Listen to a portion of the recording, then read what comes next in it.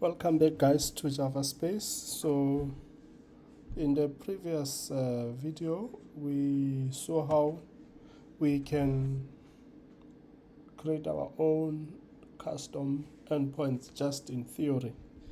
So this particular video we are going to code our own custom endpoint. So let's write some code, guys. So we're gonna call our endpoint quiz endpoint. Let's go straight. So for the sake of time, I have already written that endpoint, so we're just gonna go through that code quickly. So this is the endpoint. I tried to include every aspect that we talked about in the previous video. So as you can see, this quiz endpoint is a Spring Bean, and it has been annotated with an endpoint, and we explained that if it's at endpoint, it becomes both available as a JMX or as HTTP. And so what I'm doing here, I've created a map, and this map has integer as a key, and it has quiz DTO as a value. So what I do, I then inject quiz service, which will retrieve quizzes from a database, and I'm just iterating through. Let me just do this quickly. So I'm saying quiz.find by level, so it will take all the quizzes in level 1, then I stream that, and then I collect those, and I map it to a map. I'm collecting it as a map, then I initialize this map variable with that list.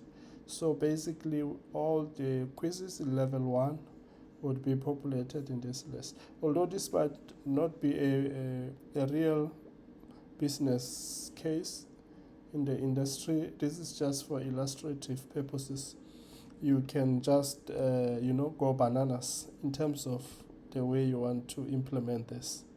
All right, that's fine. So now we have a read operation, which we indicated in the previous video that it becomes a get. And as you can see, it doesn't have any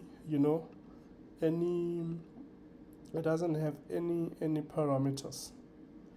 Then we also have another read operation, which then filters the data in a map. The first one you're reading everything, the second one you're just filtering. Then we have another one where you're adding into a map. Then you have another one where you are deleting into a map. So I'm not going to do these two because I don't want a long video. You can basically test that on your own. I'm just going to focus on these two. So having said that, let's run this code, guys.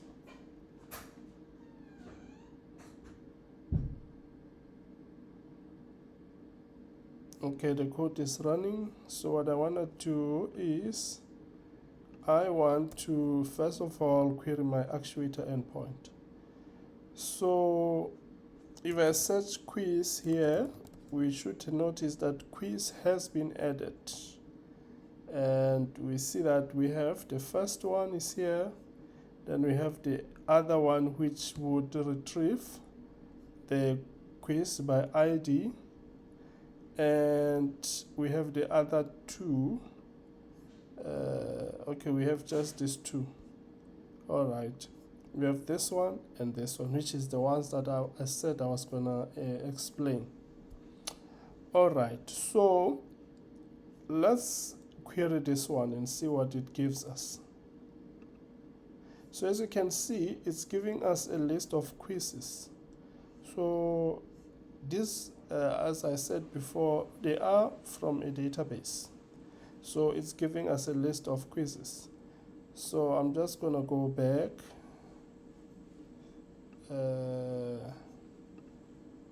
All right. Then let's say I want to, okay, let me do this. Let's say I just want like just one quiz. I'm not interested in all of them like this one where I get everything. Let's say I'm just interested in this quiz number 7. So what I will do, I'll query this endpoint and I'll pass 7 here. As you can see, it's coming up, and this is all done through our own custom endpoint. As you can see, we have actuator here. So now we indicated that this one is exposing 2 protocols. Let's say we were just only interested in HTTP. Then we were going to say web endpoint. And then that's it. So if we come here and we do pretty much the same thing, let's see, it's still coming through and we are still getting all of them. Now let's change this to JMX endpoint and see if our HTTP from Postman would work, because now this is no longer a web endpoint. So let's go. So now we get 404, which now means that this is now a JMX endpoint, not a HTTP endpoint. All right. So yeah, guys, I think that's all I wanted to highlight on this video.